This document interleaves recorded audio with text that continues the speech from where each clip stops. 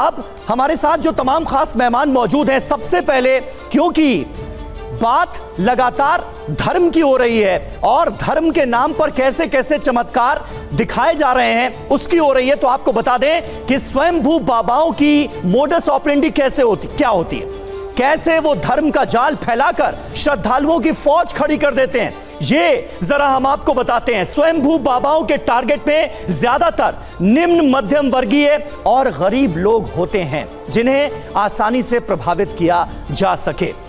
तो देखिए किस तरह से आस्था से खिलवाड़ किया जाता है, ये हम आपको बता रहे हैं। समस्याओं से मुक्ति के नाम पर स्वयंभू बाबा अपना स्वार्थ सिद्ध करते हैं, ये मेन मकसद होता है। बाबा अपने इर्द गिर्द रखते हैं आस्थावान लोग ताकि लोगों को भरमाया जा सके। आस्थावान लोग कथित चमत्कार के बारे में पूरा प्रोपेगेंडा करते हैं, एक माहौल क्रिएट कर दिया जाता है। प्रचार का पूरा तंत्र माउथ पब्लिसिटी पर आधारित होता है। ये मोडस ऑपरेंडी, चमत्कार का दावा करके लोगों को भ्रमित किया जाता है, उनके मन में भ्रम भरा जाता है तरह तरह के चमत्कारों का दावा करके। जनता दावों के मोह जाल में फंस जाती है। भोले भाले लोग इन बाबाओं के चक्कर में आ जाते हैं, मोह जाल में फंस जाते हैं, क्योंकि पूरा माहौल, पूरा ऑरा ही ऐसा क्रिएट कर दिया जाता है ऐसे सत्संग में।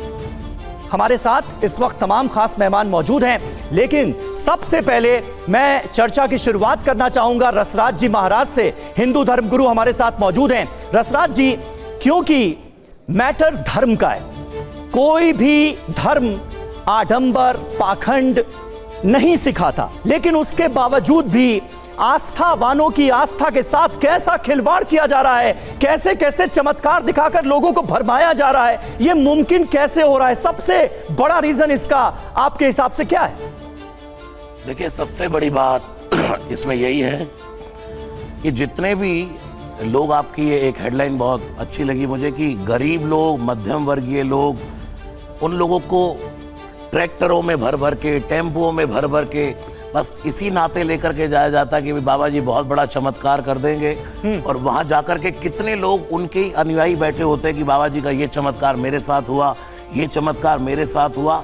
लेकिन सनातन धर्म रामकृष्ण का धर्म है, भगवान महादेव का धर्म है, श्री हनुमान जी की उपासना होती है।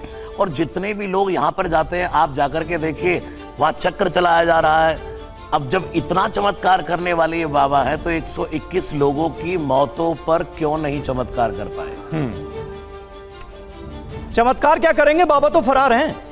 बिल्कुल बिल्कुल। यति मां, ये सवाल बहुत बड़ा सवाल है। जो बाबा इतने बड़े बड़े चमत्कार का दावा करता है, जो ये कहता है कि मैं चाहूं तो प्रलय ला सकता हूं, इतनी बड़ी घटना हो जाती है और बाबा का कोई अता पता नहीं है, इतने घंटे बीत जाने के बाद भी वो फरार चल रहे हैं। ऐसे बाबा पर इतनी अंधभक्ति, इतना अंधविश्वास कि लाखों की संख्या में लोग ऐसे इंसान का प्रवचन सुनने के लिए पहुंच रहे हैं और इतनी बड़ी दुर्घटना हो जा रही है। रीजन क्या है? देखिए समीर जी, रीजन बहुत सारे हैं।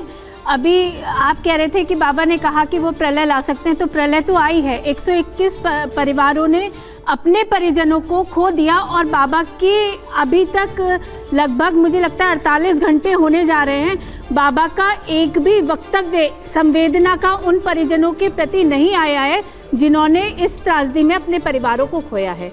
दूसरी बात यह है कि जब बड़े बड़े नेता जाकर मंच शेयर करेंगे ऐसे बाबाओं का, तो प्रमोशन तो अपने आप हो जाएगा। अखिलेश यादव जी जनवरी में 2023 में 3 जनवरी को जाते हैं और ट्वीट करते हैं, बाकायदा मंच शेयर करते हैं उनके साथ। तो जनता का, जो गरीब जनता है, उसका विश्वास कैसे नहीं जुटेगा?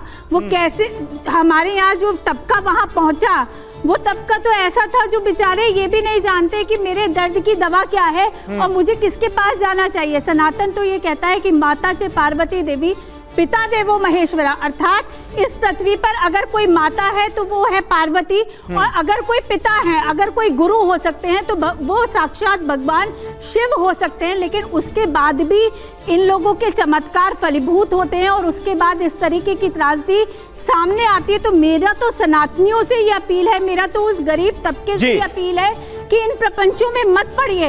ईश्वर की शरणागति आपको घर बैठे भी प्राप्त हो सकती है। आप माला जपिए अपने घर में बैठकर, अपने मंदिर में जाइए। इसके अलावा किसी भी बाबा के पास जाने की आपको आवश्यकता नहीं। किसी भी बाबा के पास जाने की जरूरत नहीं है, आप ये कह रही हैं।